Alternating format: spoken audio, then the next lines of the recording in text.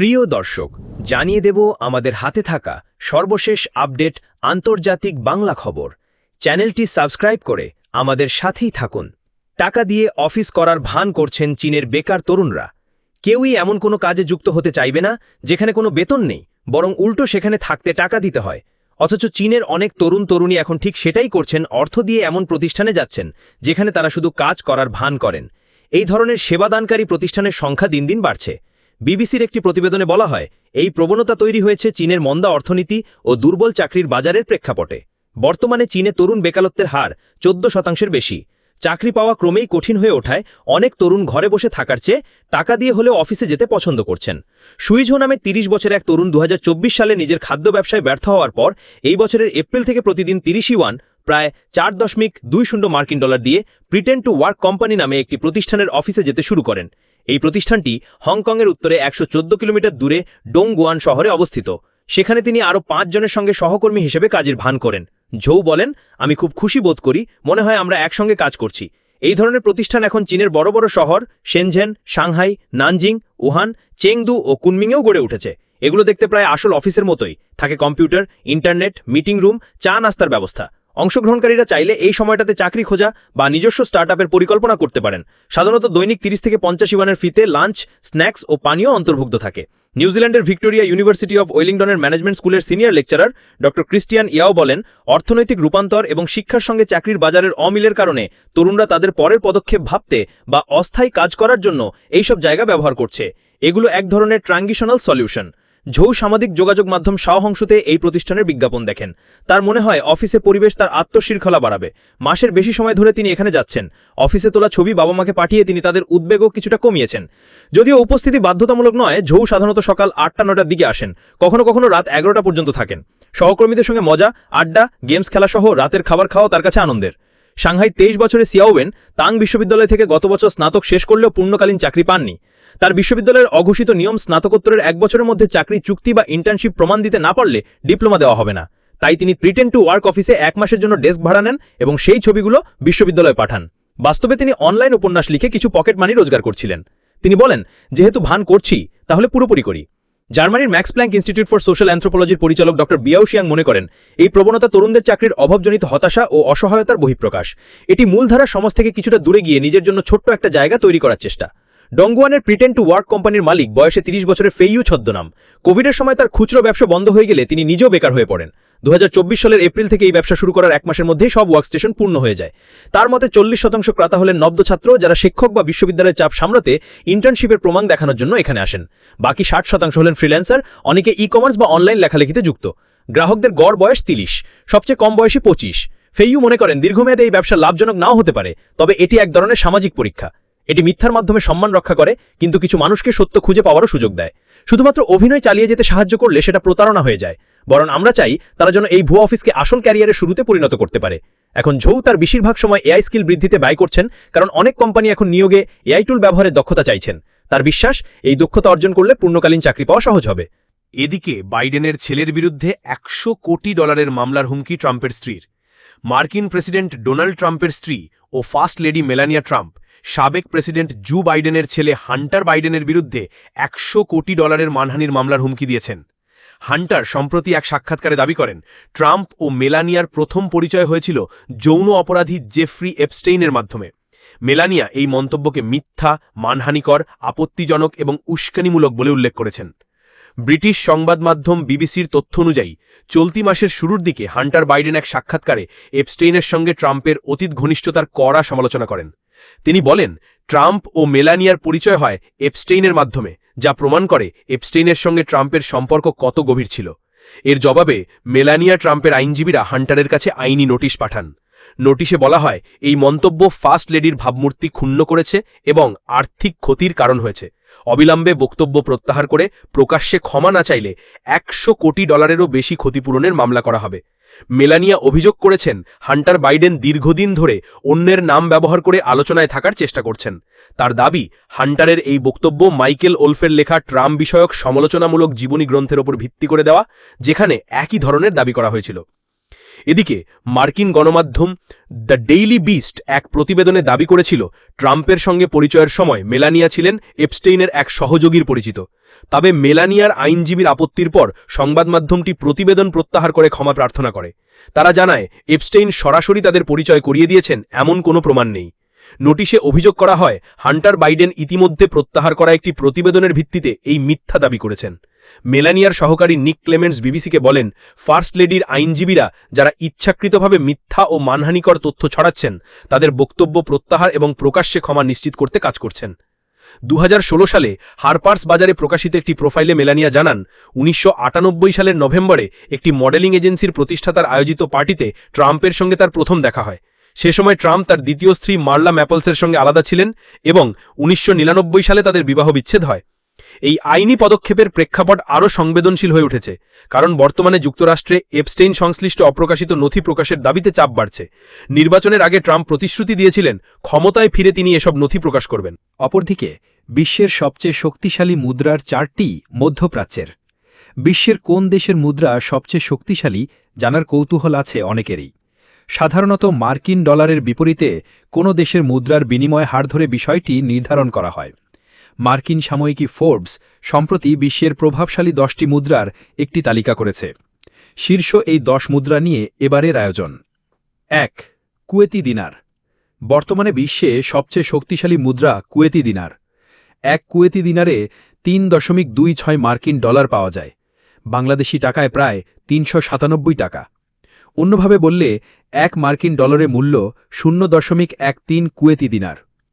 Saudi আরব ও ইরাকের মাঝামাঝি অবস্থিত মধ্যপ্রাচ্যের শীর্ষ তেল রপ্তানিকারী দেশগুলোর একটি কুয়েত। তেল রপ্তানির মাধ্যমে বিপুল পরিমাণ সম্পদ অর্জন করছে দেশটি। 2. বাহরাইনি দিনার। শক্তিশালী মুদ্রার দেশের তালিকায় দ্বিতীয় অবস্থানে মধ্যপ্রাচ্যের আরেক দেশ বাহরাইন। সৌদি আরবের উপকূলের কাছে অবস্থিত দেশটির মুদ্রার নাম বাহরাইনি দিনার। বর্তমানে 1 বাহরাইনি দিনারের মূল্য 2.65 মার্কিন ডলার, অর্থাৎ 1 মার্কিন ডলার সমান 0.38 বাহরাইনি দিনার, বাংলাদেশি টাকায় প্রায় 322 টাকা। উপসাগরীয় অঞ্চলের অন্যতম বহুমুখী অর্থনীতির দেশ বাহরাইন। 2024 সালে দেশটির মোট দেশজ উৎপাদনে তেল খাতের বাইরের অবদান দাঁড়িয়েছে 85.9%। 3. Omani Real. তালিকায় তৃতীয় অবস্থানে রয়েছে মধ্যপ্রাচ্যের আরেক দেশ ওমানের রিয়াল। আরব উপদ্বীপের দক্ষিণ প্রান্তে সংযুক্ত আরব আমিরাত ও ইয়েমেনের মাঝামাঝি ওমান অবস্থিত। মধ্যপ্রাচ্যের অন্যান্য ধনী প্রতিবেশী দেশগুলোর মতো ওমানও তেল এবং গ্যাসের বড় রপ্তানিকারক। 1970-এর দশকে ওমানি রিয়াল চালু হয়। বর্তমানে 1 ওমানি রিয়ালের মূল্য 2.60 মার্কিন ডলার, অর্থাৎ 1 মার্কিন ডলার সমান 0.38 ওমানি রিয়াল, বাংলাদেশি টাকায় প্রায় 316 টাকা। 4. জর্ডানি দিনার। ফিলিস্তিনের গাজায় ইসরায়েলি আগ্রাসনের মধ্যে জর্ডানের নাম বারবার ঘুরে ফিরে এসেছে। ইসরায়েলের প্রতিবেশী মধ্যপ্রাচ্যের দেশ জর্ডানের মুদ্রা বিশ্বের চতুর্থ শক্তিশালী। জর্ডানের মুদ্রার নাম জর্ডানি দিনার। 1950-এর দশকে এ মুদ্রার প্রচলন হয়। বর্তমানে 1 দিনারের মূল্য 1.41 মার্কিন ডলার। 1 মার্কিন ডলারে পাওয়া যায় 0.71 জর্ডানি দিনার, বাংলাদেশি টাকায় 171 টাকা। জর্ডান মূলত স্থলবেষ্টিত দেশ। প্রতিবেশীদের তুলনায় তেল ও গ্যাসের ওপর নির্ভরশীল তারা কম। তবে সাম্প্রতিক বছরগুলোতে দেশটি মন্থর অর্থনৈতিক প্রবৃদ্ধি ও ঋণ বৃদ্ধি নিয়ে চ্যালেঞ্জের মুখে পড়েছে। 5. British pound. যুক্তরাজ্যের মুদ্রা ব্রিটিশ পাউন্ডের অবস্থান 5ম। 15 শতাব্দী থেকে এ মুদ্রা প্রচলিত আছে।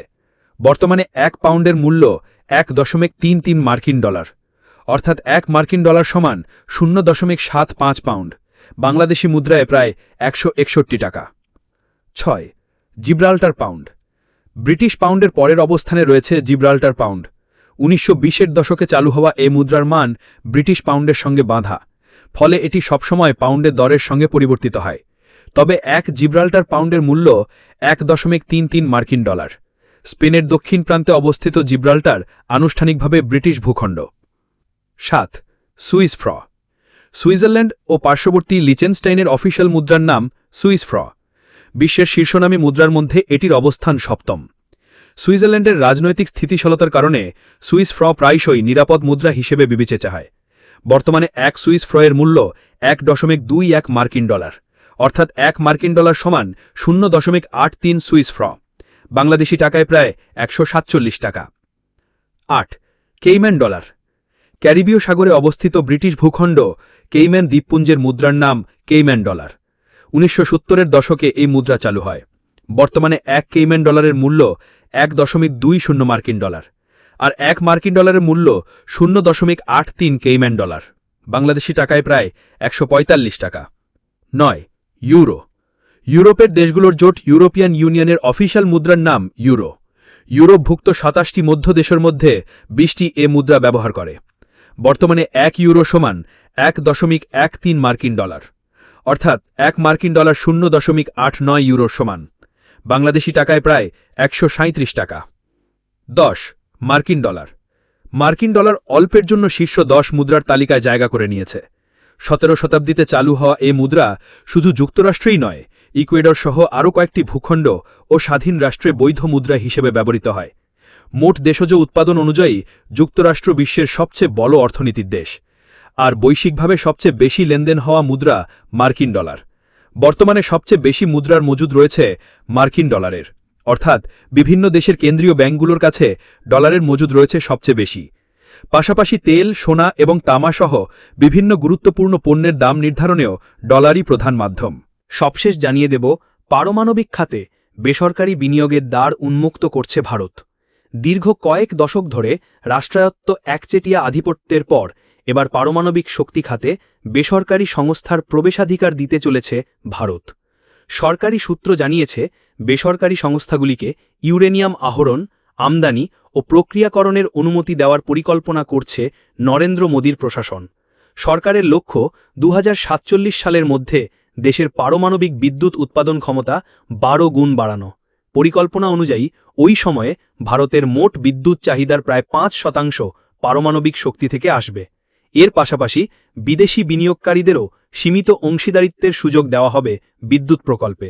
এখন পর্যন্ত কৌশলগত নিরাপত্তা ও বিকিরণ ঝুঁকির কারণে ইউরেনিয়াম খনন, আমদানি ও প্রক্রিয়াকরণের সম্পূর্ণ নিয়ন্ত্রণ ছিল সরকারের হাতে। তবে ব্যবহৃত জ্বালানির পুনঃপ্রক্রিয়াকরণ ও প্লুটোনিয়াম বর্জ্য ব্যবস্থাপনা রাষ্ট্রের নিয়ন্ত্রণেই থাকবে, যা বিশ্বব্যাপী প্রচলিত নিয়ম। সরকারি তথ্য অনুযায়ী ভারতে প্রায় 76,000 টন ইউরেনিয়াম মজুদ রয়েছে, যা দিয়ে প্রায় 30 বছর 10,000 মেগাওয়াট পারমাণবিক বিদ্যুৎ উৎপাদন সম্ভব। কিন্তু আসন্ন চাহিদা বৃদ্ধির মাত্র 25% দেশীয় উৎস থেকে মেটানো যাবে, বাকিটা আমদানি করতে হবে। এজন্য প্রক্রিয়াকরণ সক্ষমতাও বাড়াতে হবে। এ পরিকল্পনা বাস্তবায়নে খনি, বিদ্যুৎ ও বৈদেশিক বিনিয়োগ সংক্রান্ত অন্তত 5টি আইন পরিবর্তন করতে হবে বলে সূত্রের দাবি। ইতোমধ্যে কয়েকটি বড় ভারতীয় শিল্পগোষ্ঠী বিনিয়োগ পরিকল্পনা প্রস্তুত করতে শুরু করেছে। এদিকে ভারতের পারমাণবিক শক্তি নিয়ন্ত্রক সংস্থা এবং যুক্তরাষ্ট্রের নিউক্লিয়ার রেগুলেটরি কমিশনের মধ্যে পারমাণবিক নিরাপত্তা ও নিয়ন্ত্রণ বিষয়ে সহযোগিতা বাড়াতে একটি দ্বিপাক্ষিক বৈঠক হয়েছে। 6 থেকে 8 আগস্ট মার্কিন মুলুকের রকভিল শহরে এই বৈঠকে নতুন ও উন্নত রিয়্যাক্টর প্রযুক্তি, নিরাপত্তা মূল্যায়ন এবং জরুরি প্রস্তুতি নিয়ে আলোচনা হয়। ভারতের লক্ষ্য 2047 সালের মধ্যে 8 গিগাওয়াট থেকে বেড়ে অন্তত 100 গিগাওয়াট পারমাণবিক বিদ্যুৎ উৎপাদন ক্ষমতা অর্জন করা। উভয় দেশই ভবিষ্যৎ সহযোগিতার সম্ভাব্য ক্ষেত্র চিহ্নিত করেছে।